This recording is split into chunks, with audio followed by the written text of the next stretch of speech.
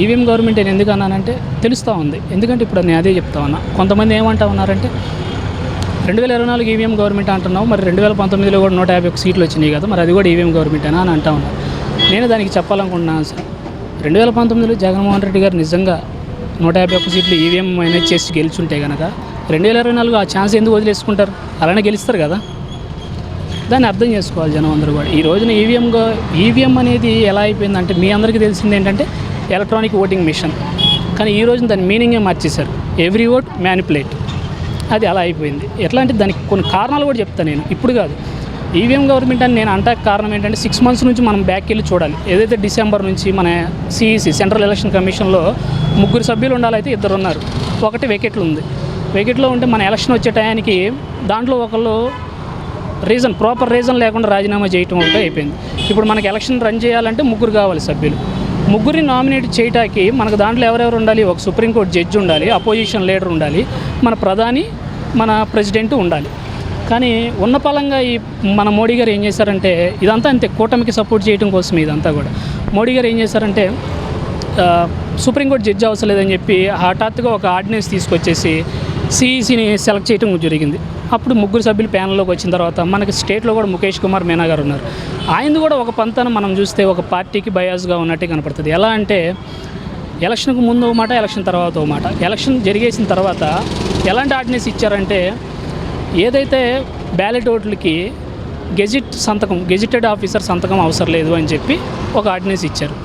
ఇప్పుడు దేశమంతా ఒకలాగా జరుగుతున్నప్పుడు ఆంధ్రప్రదేశ్లోనే ఎందుకు ఇట్లాంటి ఆర్డినెన్స్ ఇవ్వటం? దాని మీద కోర్టు కేసులు వెళ్తే కోర్టులు కూడా దీని మీద స్టే ఇవ్వకోకుండా అదే కంటిన్యూ చేయటం, ఇలాంటివన్నీ చూస్తూ ఉంటే ఇంకా చాలా ఉన్నాయి. మీరు ఇట్లా మనకి ఈవీఎం మేనేజ్ చేయటానికి అనేది ఇప్పుడు మనకి ఈవీఎంలు ఏదైతే తయారు చేసిన కంపెనీ ఉందో మేము 60 లక్షలు తయారు చేసి ఇచ్చామని చెప్పి చెప్తా ఉంది. కానీ మన కౌంటింగ్లో వీళ్ళు చెప్తుంది, ఈసీ చెప్తుంది మాకు 40 లక్షలే అందిని, మిగతా 20 లక్షలు ఏమైనాయో మాకు తెలియదు అంటుంది. మరి 20 లక్షలు ఏమైనా టీవీఎంలు అవన్నీ తెలిస్తేనే కదా. వీటిని ఇంతవరకు స్పందన లేదు. ఈసీ నుంచి ఎవడూ కూడా స్పందించలేదు. మీరు చూస్తే ధర్మవరంలో 37వ వార్డులో హిందూపురంలో బాలకృష్ణ గారి కాన్స్టిట్యున్సీలో 37వ వార్డులో వైసీపీ కౌన్సిలర్ 2 సార్లు కూడా అతనే గెలిచాడు. ఆ వార్డులో వైసీపీకి వచ్చింది 1 ఓటు. ఇది ఎలా సాధ్యం? వార్డు కౌన్సిలర్ ఫ్యామిలీ అన్నా వేస్తారు కదా ఓట్లు. ఇలాంటివన్నీ చూడాలి. ఇంకా మీరు చూస్తే మన పక్క రాష్ట్రం, తెలుగు రాష్ట్రం, రేవంత్ రెడ్డి గారు కూడా ఈవీఎంలో 10% మారిస్తే చాలు రిజల్ట్ మొత్తం మారిపోతుందని ఈవీఎం హ్యాక్ చేయొచ్చు అని కూడా చెప్పారు. అలానే మన ప్రపంచ ఐటీ టెక్ దిగ్గజుడు ఎలాన్ మస్క్ కూడా ట్వీట్ చేశారు, ఎలక్ట్రానిక్ డివైస్ ఏదైనా హ్యాక్ అవుతుంది, ఇండియాలో ఈవీఎంలు కూడా హ్యాక్ అవుతాయి అంటే దానికి నాకు పేరు తెలియదు కానీ సెంట్రల్లోనే ఐటీకి సంబంధించిన ఎలక్ట్రానిక్కి సంబంధించిన ఒక ఆయన దానికి రిప్లైగా ఇవి ప్రపంచ దేశాల్లో జరగచ్చేమో కానీ ఇండియాలో జరగట్లేదు అని చెప్పారు. దానికి ఎలాన్ మస్క్ గారు ఏదైనా ఎలక్ట్రానిక్ డివైసు అవుతుంది కదా అని అనేటప్పుడు ఈయన ఎలక్ట్రానిక్ డివైస్ హ్యాక్ అవుతుందని నేను ఒప్పుకుంటాను, మీరు ఏదైతే వ్యతిరేకిస్తున్నారో దాన్ని నేను స్వాగతిస్తున్నా అన్నాడు. అక్కడితో కట్ చేశాడు.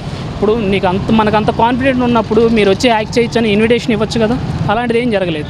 ఒక 2 రోజుల తర్వాత ఇంత వ్యతిరేకత వస్తున్నప్పుడు కూడా మన స్టేట్ బీజేపీ చీఫ్ పురంధేశ్వరి గారు వచ్చి అదే ట్వీట్కి రిప్లై ఇవ్వడం జరిగింది. ఏమనంటే ఎలాన్ మస్క్ని మీరు స్వాగతించి ఈవీఎంని ఇచ్చి హ్యాక్ చేయమనిగా కోరుతున్నానని చెప్పి ఈసీని అడిగింది. దాని మీద కూడా ఈసీ స్పందించలేదు.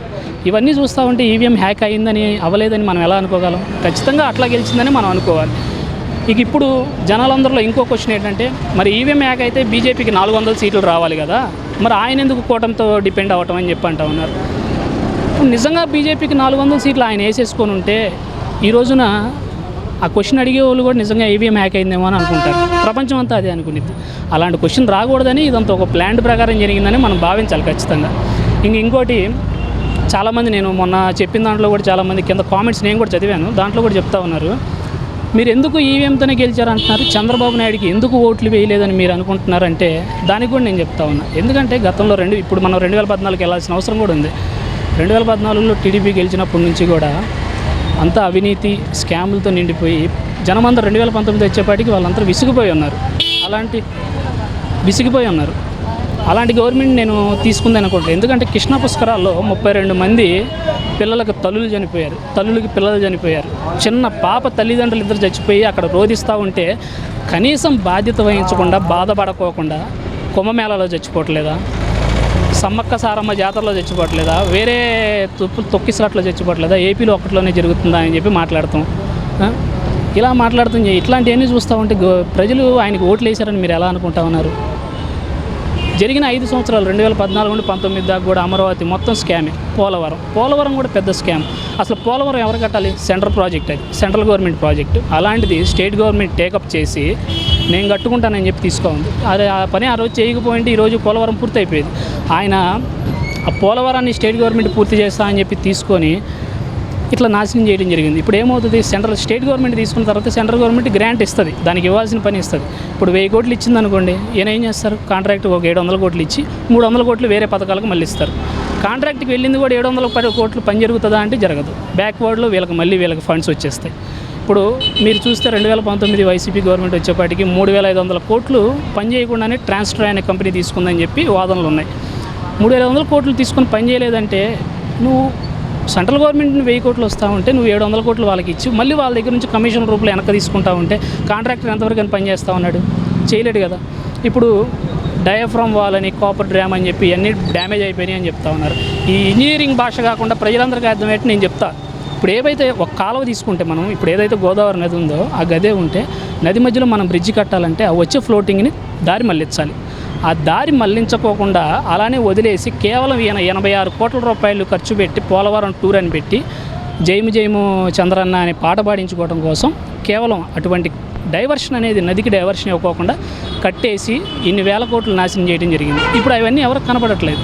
మీరు చెప్పండి, పోలవరం ఆ రోజే మీరు పాటేనండి, జైము చంద్రన్న అని చెప్పి పోలవరం మొత్తం పూర్తి అయిపోయిందని చెప్పి పాటలో పాడించారు. మరి ఆ రోజే పూర్తి అయిపోతే ఈ రోజు కూడా ఇంకా పూర్తి అవ్వలేదని మీరే విమర్శించడం ఎంతవరకు కరెక్ట్? చూడాలి కదా, జనం కూడా ఆలోచించండి. ఇది ఎంతవరకు అంటే అది ఎంత కరెక్ట్ కాదు.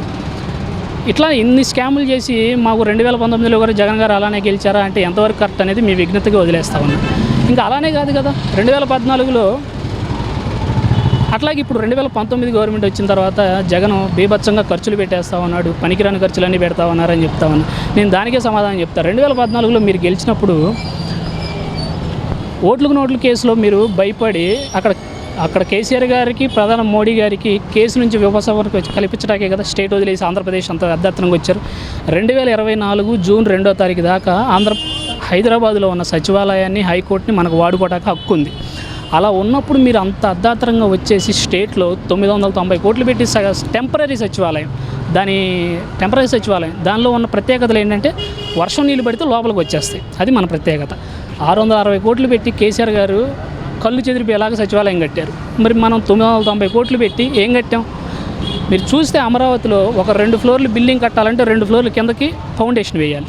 అలాంటి చోట ఇంత ఖర్చు పెట్టి మనం చేయాల్సిన అవసరం కూడా లేదు. ఒక్కటే కదా సచివాలయం కాదు, మనం హైకోర్టుకి 150 కోట్లు పెట్టి టెంపరీ హైకోర్టు మొత్తం టెంపరీ కదా. మీరున్న 5 ఏళ్ళలో కూడా మనం కట్టినవన్నీ టెంపరీయే కదా, ఏది పర్మనెంట్కి కట్టాం. ఇప్పుడు మనం ఏంటి, జగన్మోహన్ రెడ్డి గారు ఏంటి ఇలా అమరావతి కాదు ఒక చోట ఇన్ని లక్షల కోట్లు పెట్టేసి అభివృద్ధి చేయడం కాదు, స్టేట్ మొత్తం డెవలప్ అవ్వాలని చెప్పి 3 రాజధానులని ఒక పథకం తీసుకున్నారు, ఒక ప్రోగ్రామ్ అనేది పట్టుకున్నారు. 3 రాజధానులు డెవలప్ చేయాలి, స్టేట్ మొత్తం డెవలప్ అవ్వాలని చెప్పి రేపు గెలిస్తే నేను వైజాగ్ నుండి నేను పరిపాలన కొనసాగించాలని చెప్పి ఆయన ఒక ప్యాలెస్ కట్టాడు. ఇప్పుడు ఏముంది, రేపొద్దున అది క్యాపిటల్ అయితే ప్రధాని రావచ్చు, ప్రెసిడెంట్ రావచ్చు, ఎవరైనా రావచ్చు, వాళ్ళు ఉంటాకి అనేది కరెక్ట్గా ఫెసిలిటీ ఉండాలి కదా, అందుకోసమే కట్టింది. దాని మీద ఇంత రాద్ధాంతం చేస్తూ అది అయిపోయింది, ఇది అయిపోయింది, అంత ఖర్చు పెట్టేశారు, ఇంత ఖర్చు పెట్టేశారని చెప్పడం ఎంతవరకు కరెక్ట్గానో జనాలందరూ కూడా ఒకసారి ఆలోచించాలి. ఇప్పుడు మీరు అమరావతి ఒక్కటే చేయటం వల్ల వైజాగ్ జనం అందరూ కూడా ఇప్పుడు అదే ఆలోచిస్తూ ఉన్నారు. ఇప్పుడు మీరున్నారు, ఇప్పుడు మైక్ పట్టుకున్న ఆయన వైజాగ్ అనుకోండి, కెమెరామ్యాన్ కర్నూలు అనుకుంటే, నేను అమరావతి అనుకుంటే, చంద్రబాబు నాయుడు గారు ఎలక్షన్ ముందు ఏం చెప్పారు, నేను అమరావతినే రాజధాని చేస్తా అంటే నాకు నచ్చుతుంది, నేను వేస్తా అమరావతి ఉండి కాబట్టి. వైజాగ్ వద్దంటున్నప్పుడు ఆయన ఎట్లా వేస్తారు, కర్నూలు వద్దన్నప్పుడు ఆయన ఎట్లా వేస్తారు? కానీ ఆ 2 చోట్ల కూడా వైసీపీకి టికెట్లు రాకుండా వీళ్ళే గెలవటం అంటే ఇది స్కామ్ అయినా చూడాలి కదా, మీరు అర్థం చేసుకోవాలి కొంచెం జనం కూడా. ఇలాంటివన్నీ జరిగినప్పుడే అది ప్రజాస్వామ్యం ఏమైపోతుందా అని చెప్పి ఇంకేం లేదు. ఇక ఎట్లా ఉంటుందంటే ఫ్యూచర్లో నీ దగ్గర డబ్బు ఉంటే చాలు, ప్రజాస్వామ్యం ప్రజలు ఆదరణ ఏం అవసరం లేదు. నువ్వు హ్యాక్ చేయగలిగితే నువ్వే 175 నియోజకవర్గాల్లో సభ్యులను పెట్టేయచ్చు కూడా. ఇలానే ఉంది పరిస్థితి.